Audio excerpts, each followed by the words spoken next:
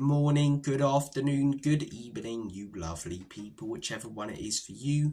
Welcome back to Lilywhite Lane. I hope that you're all having a ruddy good Sunday and weekend, wherever you are in the world, and whatever you are planning to get up to. And you're all very welcome along to your Tottenham Hotspur versus Newcastle United match debrief. The game that finished Newcastle 2, Spurs 1, an away win for the Geordies.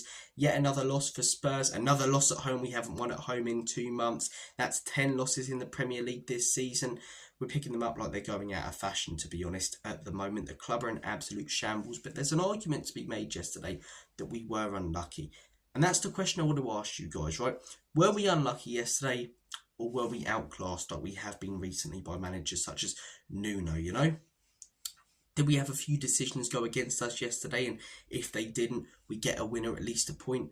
Or do you think that Eddie Howe got it tactically spot on and we were never going to break them down in the second half? Because I can see both sides of the argument. I've seen a lot of people saying we were unlucky. I've seen people saying we were robbed. I'm sorry, we were not robbed. There was not a decision in that game where people are 100% on it. And if people are not 100% on it and everyone's saying that's a clear red or that's a clear handball or that's a clear such and such, for me, it can't be a robbery. A robbery is the most clear and obvious error you can make. There wasn't one of those yesterday. You know, the Liverpool game last season at home, when we won that game and Luis Diaz's goal was disallowed, that was what I'd call a robbery. Yesterday, not a robbery. But there were a few decisions that I'm a bit sceptical of, a few decisions that people are debating. The first one for me is Dan Burn with his handball. That's a second yellow card in my opinion, and if that gets given as a second yellow card, the game could turn around and we likely at least get something out of the game. Maybe not win it, because I'm not sure our players have the mettle to do that, and Newcastle would have popped the bus even more than they did, but we at least get something out of that game, in my opinion. It's early on, as I say. Yes, we're not completely through on goal if he doesn't handball it, but it's blatantly intentional. And we are away. We're in a good attacking position and he stops our flow and our play. That's a second yellow card, in my opinion. Again, it's not a robbery that wasn't given, but it should have been given as a second yellow card. Speaking of handballs, the most controversial decision that split so much opinion in the fan base, and I'm going to give you my take on it. The Joe Linton supposed handball. People are saying it was intentional. People are saying because it led up to a goal, it should have been disallowed. For me, 5-6 years ago, we are not having this debate. But because of how many cock-ups VAR have had over the last few years, we're now questioning what is a handball and what isn't a handball. We've made one of the most simplest rules in football extremely complicated, right? A handball is intentionally handling the ball or using your hand intentionally to stop play. Joe Linton doesn't do that, in my opinion. I really am not sure what else he's meant to do. People say, oh, it led to a goal. That's not his fault. It's not a handball, in my opinion, anyway. And plus, it's not his fault if it doesn't lead to a goal, you know. Then we're not having this discussion. So the fact that it leads to a goal isn't Newcastle's fault. They took advantage of the situation. Fair play to them. It shouldn't make that much difference to that decision on whether that's a handball or not because of what happens right after, you know. Yes, what happens right after affects the game overall in the scoreline, but we're looking at this incident alone. And that incident alone, for me, isn't a handball. A handball is intentionally handling the ball. I don't think Joe Linton did that yesterday. Players now, defenders, are being coached from a young age to defend with hands behind their back. And it pisses me off, man. It really, really does. Dan Burns earlier in the game, that's a handball. The Joe Linton one, it's not for me. It really, really isn't. He's got his hand right by his side. I don't see why that goal should be disallowed. Ali McCoy said it on commentary, you know. I think they'll disallow it, but I really don't want them to. But because there's been so many weird decisions with handballs over the last few years, and decisions like that given as goals, you know, that's where people are now going, it's a robbery, this, that, and it's a blatant handball. Let me tell you this. If that happens, as I say, for us, and the shoes on the other foot, no fans talking about it today. No fans talking about it, but your biggest Ange backers will latch onto that as something to defend this guy by an Ange Postecoglou, because he knows he's under pressure after the game. You don't want to talk about the fact that we were missing chances like they were going out of fashion. You don't want to talk about the fact that we were annihilated in that first half by Newcastle and that they could have headed in at half-time 3 or 4-1 up. You don't want to talk about the fact that that defensively we looked dodgy again in periods in yesterday's game. He wants to talk about that decision alone because it buys him a bit more time in the job, because it's not an excuse necessarily, because I'm sure he does believe it's a handball, but because it's something he can latch on to. And this is the same guy that a while ago said, I wouldn't criticise referees. You know, I don't like it when managers go after referees. Now, he hasn't come out and said directly, the referee is to blame. But I mean, come on. You don't need to be Einstein to read into that one and see that he's having a go at the officials. And I'm all for having a go at the officials a lot of time, because I think the officiating and VAR in the Premier League is horrendous. But that yesterday is not a handball. And my opinion is not going to be swayed by the stupid decisions over the last few years where goals like that haven't been given. 5-6 years ago, we're not having that debate before VAR comes in. It's not an intentional handball. For me, that goal should stand. The other argument people are saying, as I say, as to why we were unlucky is we missed huge chances. Now, we did have chances yesterday where we probably should have done better with the ball. But actual shots on goal, saves, you look at our XG, was it fantastic? No, it wasn't. We had that moment where the ball came across goal twice, as I say, and someone could have been in there to tap it home. That was a chance to score. But was it a shot? Did it test the goalkeeper? No. You know, Johnson hitting the post, unlucky. But did it test the goalkeeper? No, we didn't really test their goalkeeper. And I've seen a lot of people saying, oh, we peppered Newcastle. I completely disagree with that. You know, in the game earlier in the season, yeah, we peppered them in that game and probably should have won that, but not this game. First half, after the first 3 minutes, in my opinion, they were the better team. Don't let the handball decision and all of that stuff, you know, change your opinion on that, because after that goal that we scored, Newcastle were the better team. They were creating chances, they were playing more fluid football, and we struggled to play out, especially in those last 15 minutes of that first half. Second half, we picked things up, started playing better. We had chances to score, but we didn't have any huge shots. We didn't, as I say, test their keeper, really, in that second half. So people are saying that we were really unlucky not to win that game with all the chances that we had. I don't think we were. I think Newcastle came out in the second half. Now, they're in the first half, in my opinion, looking at our team going, okay, backup goalkeeper or youth goalkeeper, you know, huge injuries. We're going to go after these. They wouldn't have planned for that game just to be 2-1 at half-time, but it is. So what does Eddie Howe do? He sits back. He allows us to have possession tactically, tries to counter-attack us a little bit, and the more the game goes on, the less counters Newcastle are coming up with, and the more they're getting deeper and deeper and deeper to try and protect their lead. They've taken the points. What have we taken? The performance trophy for a good second half and good effort? I don't care, man.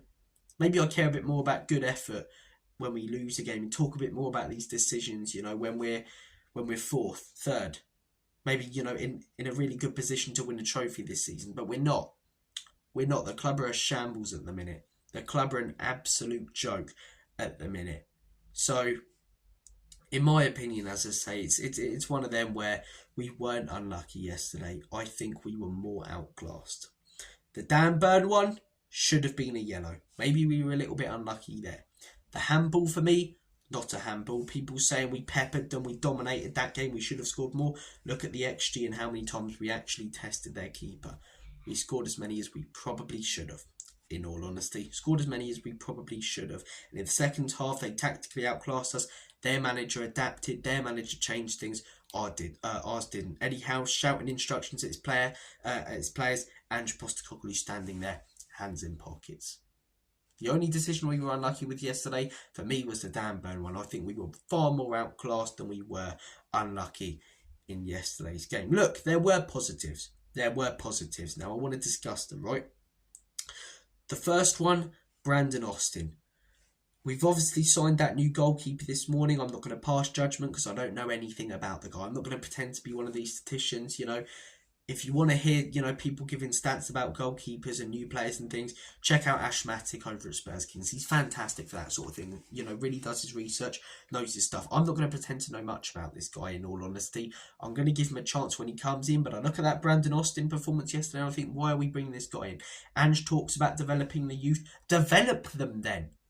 You talk about Dorrington, you talk about these sort of players, Brandon Austin, you know, fantastic when given the chance yesterday, Austin. He's been so highly rated by people in the Spurs Academy for years, and he looked brilliant. He got man of the match on the losing side and conceding 2 goals. When has a goalkeeper in the last few years got man of the match when he's conceded 2 goals and been on the losing side? I can't remember. I really, really can't. I thought he was fantastic. Commanded his box brilliantly, made some cracking saves. He really did. Deserves a lot of credit, and it makes you think, why are we signing this new guy and not developing him? Because he looked fantastic yesterday, in my opinion. He really, really did. I think there are a couple other good performances. I think Archie Gray and Spence, a little bit suspect in the first half. Second half, I definitely think they picked up. I think they look good. Reguilon, really liked what I saw from him in the second half. I mean, do I want him in the club? No, we should sell him this January all day long. I forgot he was our player up until the beginning of this season. You start seeing him in the squad. It's like, Reguilon, but good of what we saw of him yesterday. I thought a lot of players also let us down, though. I really, really do. You know, Timo Werner, poor as per usual, did nothing. Brennan Johnson, how is he staying on the pitch for the whole 90? I mean, I'm sorry, Bergvall wasn't fantastic, but why on earth is Bergvall the one being brought off and not Brennan Johnson? Bergvall was trying to make things happen, linking up play nicely, doing a solid job in midfield defensively as well, dropping deeper, even though the manager's probably told him not to do that because we don't play with the six, but using common sense, dropping deeper and getting stuck in and creating chances and linking up play. Why is he coming off in the 60th minute? You could hear it by the reaction in the crowd, the boos. I mean, why those boos weren't there at half time? Oh, sorry, full time. I don't know. But Bergvall off and Johnson stays on. I didn't like it. I really, really didn't like it. I thought there were moments in yesterday's game where we played well. I thought for a lot of the second half we were pretty good, but I don't think we necessarily deserved anything. If we had like 3 shots that hit the post and, you know, Solanke literally missed an absolute sitter, then maybe I'll say, okay, we were a little bit unlucky not to win that game. But we didn't create any clear-cut chances that tested the keeper. We had chances that we probably should have done better with, but we didn't. And therefore, for me, we shouldn't have won that game. We were extremely unlucky. We should have won that game. Not for me. Not for me. Newcastle executed their game plan very well in that second half, sat back, that's what they planned to do, and it worked, and credit to them. They've been a fantastic side this season, Newcastle. They really, really have. They've got some cracking players. Anthony Gordon, I thought looked really good yesterday. To be fair though, Porro did a better job than I expected him to on Gordon defensively. Porro was another shining light. I forgot to mention him. Here we go, Ange. How about this? Get your wing back, right, out wide, and guess what happens when your wing back out wide crosses it to your big fella, your target forward central? We score a goal. Surprise, surprise. Score 3 minutes in because a wing back's out wide and crossing the ball to Solanke. I thought Porro, when he went wide yesterday, was fantastic, putting some great balls. Solanke probably could have done more with some of them towards the end of the game. I'm thinking of that one in added time, he could have directed that a little bit better, or maybe even taken it on his chest or something. But Porro looked really, really good yesterday. Looked fantastic in my opinion. Why do we not do it more often? Why is Porro not playing as a wing back?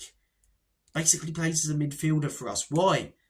See him playing a little bit more wide yesterday. He was far better. Now, I don't know whether Ange told him to do that or whether he's choosing to do it himself because he's fed up of inverting. Because there were times where he did invert in yesterday's game still, but not as much as previously and definitely in the most recent games, you know. And it allowed him to do a better job on Anthony Gordon, even though Gordon was still solid and got that goal, and also allowed them to put in some cracking crosses, one of which led to our goal, and maybe more could have, in all honesty, if we, you know, got players on the end of them and tested the keeper. But I thought Porro looked good. There were definitely positives to take from yesterday, but a lot more negatives. And yes, yesterday wasn't the worst performance. Yes, yesterday wasn't the worst result, but it's another loss. And put on everything else, when you look at the bigger picture of the club right now, it's a mess. We've lost 10 games in the Premier League this season. We're sat 11th. We come out from losing another, and fans are clapping at the end of the game. I'm sorry, man. I'm not sympathetic towards this manager whatsoever. People are going, oh, he's so unlucky, Ange, because he's constantly getting injuries. Had an injury crisis at Celtic, has done at Spurs. Do you know why? Because he refuses to adapt and plays the exact same way.